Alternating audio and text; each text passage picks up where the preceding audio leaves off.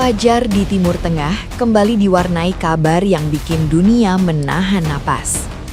Kota Tel Aviv dilaporkan diguncang hantaman rudal Iran yang memicu kerusakan di sejumlah lingkungan padat. Rekaman yang beredar di media sosial memperlihatkan lintasan proyektil melesat cepat sebelum ledakan besar mengguncang kawasan permukiman. Puing bangunan, kendaraan rusak, dan asap hitam pekat mendominasi pemandangan. Situasi ini langsung memicu sorotan tajam terhadap efektivitas sistem pertahanan udara Israel yang selama ini dikenal berlapis, termasuk Iron Dome dan jaringan pencegat lainnya yang diduga gagal menghentikan sebagian serangan. Di sisi lain, Islamic Revolutionary Guard Corps atau IRGC mengklaim serangan tersebut merupakan bagian dari operasi balasan yang menargetkan area strategis di Israel Tengah, termasuk wilayah sekitar Bnei Brak. Otoritas Israel belum merilis data resmi korban maupun tingkat kerusakan, namun tim darurat dilaporkan langsung bergerak melakukan evakuasi. Insiden ini mempertegas betapa rapuhnya situasi keamanan kawasan, sekaligus meningkatkan kekhawatiran akan potensi eskalasi yang lebih luas jika siklus serangan dan balasan terus berlanjut. Nah, gimana nih menurut netizen yang terhormat? Silahkan berkomentar ya. Update berita perang terbaru hari kelima. Jadi barusan Iran mengonfirmasi bahwa mereka akan mengirimkan rudal-rudal terbarunya ke Israel. Dan Iran pun mengirimkan sebuah video ataupun gambaran rudal-rudal yang mereka telah siapkan. Bahkan para ahli militer Amerika mengatakan bahwa rudal hypersonic Iran terbang dengan kecepatan 9.000 sampai dengan 11.000 mil per jam dan tidak dapat ada yang menghentikannya. Mereka diluncurkan dari truk yang sedang bergerak. Dan sesuai dengan omongan Iran kemarin, kalau lu dengar beritanya, kayak Amerika, cobalah tahan dan tangkap rudal-rudalku. Pasti kau tidak akan bisa mengimbanginya. Dan terbukti semalam kalau lu ngelihat ada beberapa rudal, yang satu rudal tuh dihajar sama 4 atau 5 rudal mirip bomnya Israel, itu nggak ada yang bisa ngubah dan akhirnya boom, ngehajar. Ternyata rudal terbaru Iran dan itu ngomong kosong. Jadi Iran barunya nembakin rudal terbarunya ke arah Israel, terus dihadang sama 2 rudal, tapi 2 rudal ini gagal kegocek sama rudal terbarunya Iran. Ini videonya.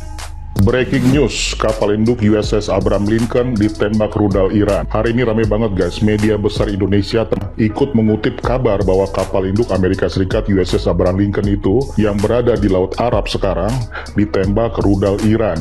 Kedengaran dramatis guys, kapal induk 100.000 ton, simbol kekuatan militer Amerika dihantam rudal balistik. Masalahnya cuma satu, berita ini hoax. Jadi kita tarik ya kronologinya dulu supaya jelas. Tanggal 28 Februari sampai 1 Maret 2026, Amerika dan Israel itu melancarkan operasi militer terhadap Iran. Amerika menyebutnya Operation Epic Fury. Targetnya fasilitas militer dan elit-elit strategis Iran. Sebagai balasan, pada 1 Maret, Korps Garda Revolusi Iran, IRGC, lewat media mereka, Tasnim News Agency, mengklaim sudah meluncurkan 4 rudal balistik ke USS Abraham Lincoln di Arabian Sea. Mereka menyebutkan bagian dari Operation True Promise 4. Narasi ini langsung menyebar, video potongan gambar kapal terbakar, judul-judul yang sensasional, bahkan di Indonesia pun ikutan viral tuh. Sekarang kita cek fakta resminya ya. Komando Militer Amerika Serikat di kawasan United States Central Command atau CENTCOM langsung membantah keras lewat akun resmi mereka. Mereka menulis tegas klaim IRGC itu adalah bohong. Kapal mereka nggak kena. Bahkan rudal-rudal tersebut tidak bisa sampai mendekat. USS Abraham Lincoln tetap meluncurkan pesawat tempur untuk operasi di kawasan. Dan ini bukan sekedar pernyataan kosong guys. Tanggal 1 Maret 2026 di situs resmi Militer Amerika Serikat, DVIDS, merilis foto dan video aktivitas di bek kapal. Pesawat F-18 Super Hornet dan F-35C tetap take off normal. Tiada tanda-tanda kerusakan, tidak ada asap, tidak ada kebakaran. Kalau kapal induk sebesar ini benar-benar kena rudal balistik, dunia akan tahu dalam hitungan menit. Satelit komunikasi yang ada di angkasa itu akan menangkap citranya dengan gampang. Awak kapal pasti ada laporan medis, pihak ketiga pasti akan bocor. Pentagon dan Cencom membantah dan tidak ada bukti independen yang bisa dipercaya. Video kapal yang terbakar itu yang beredar sampai viral termasuk Indonesia, itu potongan game Arma 3 yang sudah pernah dipakai di konflik lain sejak 2025. Sekarang pakai logika sederhana aja deh, USS Abraham Lincoln itu bukan kapal sendirian. Dia berada dalam Carrier Strike Group, dilindungi oleh kapal-kapal pengawal dan sistem pertahanan berlapis seperti Aegis. Menghantam kapal induk dengan rudal balistik jarak jauh itu bukan perkara gampang, apalagi tanpa jejak satelit atau bukti visual. Iran punya rekam jejak klaim serangan yang dibesar-besarkan untuk konsumsi domestik mereka. Jadi mereka perlu yang namanya propaganda buat rakyat mereka. Dan di era sekarang, perang informasi sering lebih cepat menyebar daripada perang yang sebenarnya. Jadi guys, bagaimana menurut pendapat kalian? Tulis di kolom komentar. Salam logika. Ayo tebakan sama gua. Dalam perang Amerika-Iran ini, pada akhirnya siapa menurut kalian yang akan mengadakan pergantian rezim? Apakah Iran? Apakah Amerika?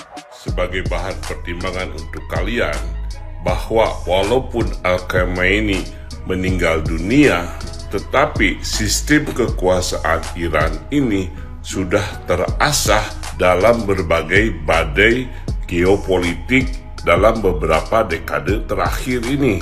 Dan ini terbukti bahwa rakyat Iran malah semakin kompak, bahkan berani melakukan serangan balasan yang mematikan. Sedangkan Amerika, rakyatnya protes karena Amerika menyerang Iran.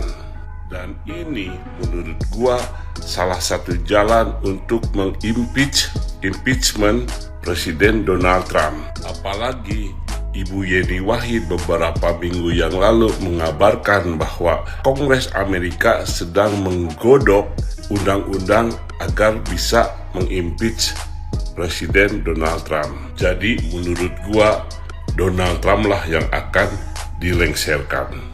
Amin ya robbal alamin. Ini yang akan terjadi kepada Indonesia meskipun Indonesia tidak ikut terlibat dalam perang antara Amerika, Israel dan juga Iran. Tapi dampaknya bisa sangat fatal kepada Indonesia. Maka VT ini dibuat agar kita lebih antisipatif saja.